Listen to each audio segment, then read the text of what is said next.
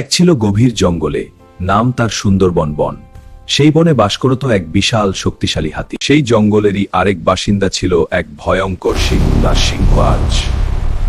সিংহরাজ শক্তিতে বড় হলেও স্বভাবে ছিল অহংকারী। সে প্রায়ই ছোট প্রাণীদের ভয় দেখাত। গজরাজ ছিল খুব দয়ালু, কিন্তু অন্যায় দেখলে একদম সহ্য করতে পারত না। এই, অন্যায় করা বন্ধ কর। গজরাজ ভাই, সিংহরাজ আমাদের খুব কষ্ট দিচ্ছে। আপনি কিছু একটা করুন।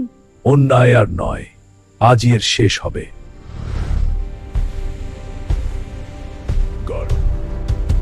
কে তুমি যে আমার সামনে দাঁড়াও?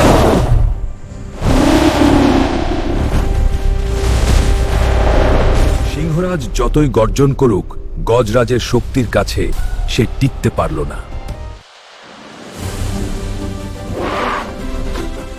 আমি গজরাজ, আজ থেকে এই জঙ্গলে আর অন্যায় চলবে না। আমি তোকে এই জঙ্গলের মাঝখানে এনেছি কারণ এখানে একটা গুরুত্বপূর্ণ কথা বলার আছে। তুমি যদি আর কাউকে কষ্ট না দেওয়ার প্রতিশ্রুতি দাও, তাহলে তোমাকে ছেড়ে দেব। আমি লজ্জিত। আমি প্রতিশ্রুতি দিচ্ছি, আর কখনো কাউকে কষ্ট দেব না।